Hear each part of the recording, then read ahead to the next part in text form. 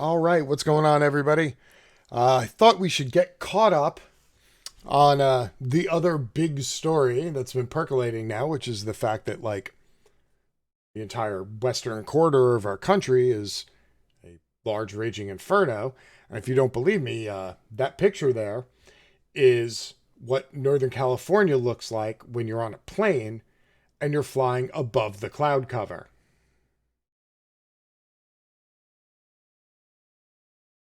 Go ahead, look at it. Just in case you were wondering how bad crap is. It's it's that bad. So I wanted to take a look at a couple things that are going on regarding fire rescue, spread of the fire, and of course, the only thing that spreads faster than fire is misinformation on the internet. So I thought perhaps I would, clean a little stuff up for y'all, okay? So we're going to start off with my personal favorite. I even have a Fox News article because I know there's a whole bunch of y'all who hang out in the chat and in the comment sections and complain about news sources. So here you go. I'm going to give you Fox News to start the day. All right. What the hell is going on in Oregon? And why is Oregon like the fastest spreading fire right now? What the hell is going on in Oregon? Well, Oregon is having a little equipment problem at the moment. Let's bring this up. Battle against Oregon wildfires fought with short supply of air support after 6 Chinooks sent to Afghanistan. The new F-model CH-47 Chinook helicopters were sent to the long-running battleground in May. That's right, the largest of the helicopters, which is used to transport people and water. I believe the Chinook holds up to 44 people and up to, like, I don't know, 10,000 gallons of water. All of those are gone. They're over in Afghanistan, and most of the aerial firefighter support going on in Oregon is being done with Black Hawk helicopters that can only have they have 1/10 of the carrying capacity. So it's like a bunch of people in a crop duster trying to spit on the fire. That's what's going on right now. That's right. Even Fox News is reporting this. Okay. So before we go all crazy that James is a libtard, blah, blah, blah, blah, blah. It is your messiahs at Fox News telling you that this is a thing. The apocalyptic scenes created by massive wildfires in Oregon are just the beginning, officials have warned, as they've continued to battle the crippling infernos that have killed at least 10 people. Fires began swallowing up large swaths of land on September 7th, and now a thick yellow smog hovers over much of the burning west. However, those fighting the flames amid severe wind conditions in Oregon are handicapped on the front as 6 Chinook helicopters and 60 soldiers from the state's National Guard were deployed to Afghanistan in May. The F-model CH-47s are equipped with water buckets and used to fight crippling forest infernos. They were sent to the long-running battleground as part of the potential Afghanistan drawdown mission. That's right, because there might potentially be a stand down in Afghanistan. They sent all the helicopters capable of fighting fires over to Afghanistan in May, and they've been there since May for a potential possible drawdown. You know, in the middle of fire season. That seems totally rational, but I'm sure Donald Trump is on Twitter right now going, blah, blah, blah, blah, blah. Why don't you vacuum the forest floors? Yep. Hey, by the way, asshole, like 50% of all the forest land in California is owned by the federal government and not the state of California, and it's your fucking responsibility, Trumpy. So perhaps get up your Trumpy ass there and go do something other than taking all the fucking firefighting helicopters and sending them to Afghanistan for photo ops. Yeah, that would be great. So how bad are things on the ground in Oregon? Oregon evacuation map updated as 500,000 forced to flee. According to the Associated Press, Oregon Office of Emergency Management reported that over 10% of the state's 4.2 million people had been forced to leave their homes. Currently, there are fires burning more than 900,000 acres. To put that into perspective, over the last 10 years, an average of 500,000 acres burn in an entire year. They've had nearly double that in 3 days. That's how bad the fire is. It's almost like if they had a bunch of large helicopters that could dump tons of water onto the fire, it might help. Man, it's a shame nobody thought to get some of those, right? Thousands of evacuated Oregonians are sleeping in motels, on cots, in shelters, or with friends and family. Please know we're doing everything in our power to fight these fires. We're working hard to keep you safe and to help you deal with the aftermath. We will get through this. Yay! This is what all the fires look like on a compressed map. That's a lot of fire. Fires have resulted in evacuation alerts and orders all over the state. However, another concern is being shared by residents on Twitter. What? Another concern in the middle of a firefight? Like, your entire state is on fire. We're in the middle of a pandemic, but there's some other concern that we need to be aware of that's as bad as a towering inferno and a global health pandemic? What could it possibly be? Independent journalist Alyssa Azar informed their followers that they were at level 3 evacuation in Molalla, Oregon, with photos of the burning orange sky. However, further into the Twitter thread, Azar reports that during their documenting of events, 3 men approached them with weapons. This is what it looked like in Oregon. This is the level 3. I believe the air quality in Oregon got all the way to the whatever the top level is. It's like off the edge of the map now. We got 3 guns pulled on us at a militia-style checkpoint, Azar tweets. None of us are white. The journalist goes on to explain that more cars showed up at, quote, the checkpoint. One of the dudes with the guns. First, there were 3 men who approached me. More cars showed up. He's carrying a rifle. He's carrying a pistol. I can't see whether or not this person's carrying a pistol. We're safe, Azar confirms. It's scary knowing there are people who legitimately think, quote, Antifa liberals are setting these towns on fire. We are very clearly documenting and interviewing folks. Our pictures were taken, and so was the car and license plate. Another Twitter user, at Kim Costello, says to Senator Widener in response to his tweet, you need to deal with armed militia members on the roads acting like law enforcement in fire areas. They are not. That's right. Apparently, you know all those patriots, the kind of patriots who show up like in Kenosha when they don't live in Kenosha and they bring their guns. They're like, we're here to protect property because America. Well, apparently, all of the patriotic militia members in Portland and in the state of Oregon have decided rather than going out and protecting people's property from fire, they would form armed gang checkpoints on the road and inspect people, demand their ID, demand to see the pictures on their devices, then take pictures of all of them and take pictures of their license plates because they've decided they're forming a lynch mob looking for Antifa liberals who are setting fires and are causing chaos. Yeah, that's a thing now. That's what we're doing here in America.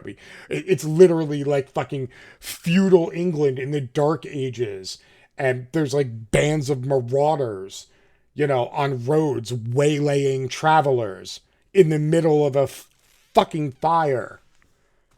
Of course they are. This is how bad it's gotten. That cops and the mayor and the governor have all had to take to the airwaves and social media to let people know that rumors of Antifa's coming to burn the forest and rob your houses. They literally had to take to the air and go, attention patriots, there are no Antifas burning down your house. The Antifas are not coming for your stuff. Thank you. That's how bad it is. We're now politicizing fire. Fire. We're politicizing fire. That's how bad it is in our woefully divided country now, that even fire is somehow a left versus right issue.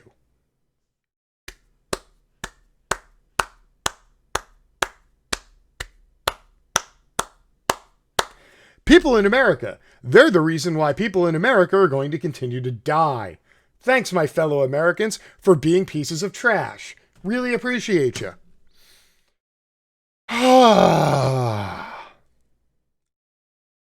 As fires ravage Oregon and Washington, burning around 1 million acres in a matter of days, fear and rumors have begun to take hold on social media. On Facebook community groups in areas hit hard by fires, residents have begun frequently posting about, quote, forming patrols to look for looters, or worse, Antifa. Dun, dun, dun. The dreaded Antifa super soldiers are coming to eat your babies. Quote, has anyone seen or heard of 3 guys with hoodies throwing bottles of gasoline in the Boring golf course? One person speculated in a private Facebook group for the town of Boring, Oregon. I don't know if it's true, so I'm asking here if anybody knows. One of my favorite spreads of misinformation on Facebook is when old boomers type, somebody tell me if this is true. I just heard there were 400 communists downtown and they were eating babies with Antifa. Can anybody confirm this? Nobody can confirm it because it didn't fucking happen. As has happened in recent months in response to protests for racial justice, vigilante groups have turned out in rural communities to ward off unsubstantiated threats from anti-fascist protesters. Yeah, because there's going to be a bunch of anti-fascist protesters in your fucking burning cul-de-sac. What? Oh, this is the worst timeline ever. Law enforcement officials say they've seen no evidence of Antifa or any other vigilante groups starting fires. The Douglas County Sheriff's Office in Southern Oregon took to Facebook this week to knock down rumors about 6 Antifa members being arrested for setting fires. Remember when we said to follow official sources only? Remember when we said rumors make this already difficult incident even harder? Rumors spread just like wildfire, and now our 911 dispatchers and professional staff are being overrun with requests for information and inquiries on an untrue rumor that 6 Antifa members have been arrested for setting fires in Douglas County. This is not true. Unfortunately, people are spreading this rumor and it's causing problems. This is the blue checkmark Douglas County Sheriff's Office. And these fucking nudniks still don't believe it. The same people who are like, back the blue, respect the thin blue line. Then the thin blue line comes out and goes, you're spreading rumors? And they're like, whoa, hold on, beta cuck soy boy, hold on a second there. I gotta defend America. How do I know you haven't been compromised by QAnon or one of them liberals like George Soros who's coming to eat our babies? Pick one. You either back the blue or you don't. You either try to cram the whole boot in your mouth, or you don't. Pick one and go with it, you inconsistent hacks. O'Mara said there's no connection between his investigation into the Alameda fire and any political organization. Quote, in no way does it point towards any political group, including anybody associated with Antifa. Any rumors suggesting that it is pointed towards Antifa are entirely fabricated. Quote, there is no reason to believe that this is politically motivated, and anybody that is speculating in that direction is being reckless and not working towards solving this problem or any other problem. It's irresponsible for anybody to engage in that kind of speculation. There's absolutely no basis for it. Yes, of course there's a basis for it. It's called ideological zealotry. It's called a bunch of people with guns and frail egos who want to go stand out on the road and push people around and show that even though our fucking fascist government is about to drive off a cliff and fucking a third of the country is on fire, that somehow they can still control their own destinies and pull themselves up by their bootstraps. Unfortunately, that entails fucking putting up roadblocks and then pulling brown people out of their cars to take pictures of them because they might be Antifa super soldiers. FBI special agent in charge who runs Portland field office said there's no basis for conspiracy theories. Quote, FBI Portland and local law enforcement agencies have been receiving reports that extremists are responsible for setting wildfires in Oregon. With our state and local partners, the FBI has investigated several such reports and found them to be untrue. Conspiracy theories and misinformation take valuable resources away from local fire and police agencies working around the clock to bring these fires under control. How bad has this gotten? How bad has it gotten? Okay, CNN actually picked up on the story. Okay? That's how bad it is. I'm not even going to bother reading CNN because who the hell cares about CNN? However, I would like to point out that while all the patriotic, Patriot Prayer members and the Threepers and the Oath Keepers and all those, fancy schmancy groups that are pro-America and pro-American people and pro-private property, they're not out protecting private property. They're not out helping people. All they're doing is managing their own fear by instilling fear in other people. That's what it's making them feel better. They are not protecting anybody's property, not even their own. No, they're just standing on the side of the road, taking pictures of brown people as they drive away from the fires. Yeah. You know what Antifa is doing? Are you curious about the Antifas? Do you want to know? Because I can tell you. As right wingers block evacuation routes, Antifa lead relief efforts in Oregon. A number of right wing online groups have shared posts making such claims. A lot of these fires starting around Oregon are being purposely set by Antifa BLM, reads one such post. Officials in the region are pushing as hard as they can against the disinformation campaign. Meanwhile, leftist organizations in cities like Portland and Seattle, places that some on the right might portray as Antifa hotspots, are stepping up providing aid to those who have been displaced by the effects of the wildfires in these areas.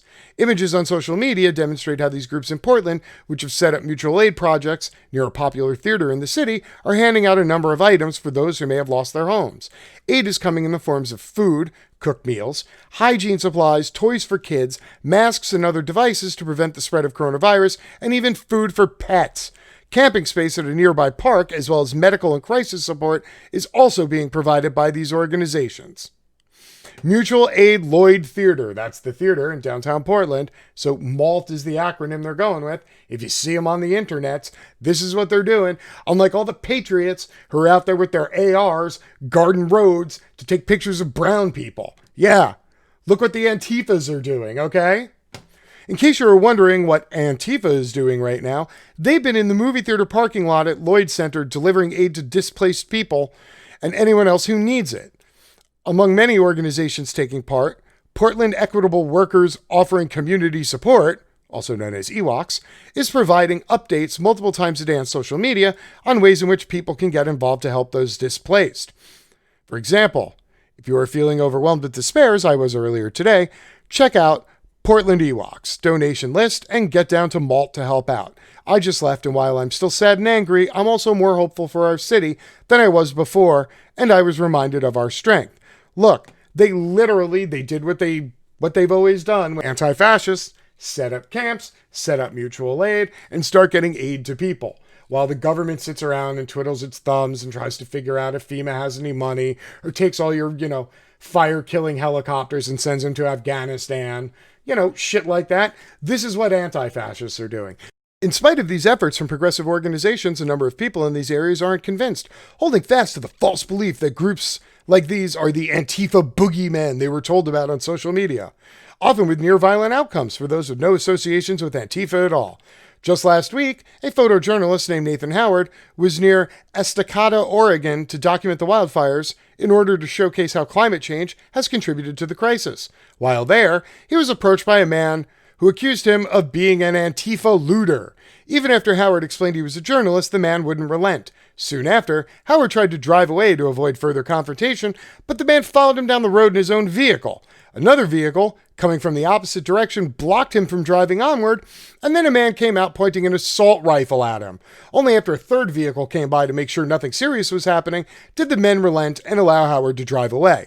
So, once again, I implore you all, please, if you're sitting on the fence for some godly unknown reason between being a fascist or being an anti-fascist, be anti-fascist. Thank you.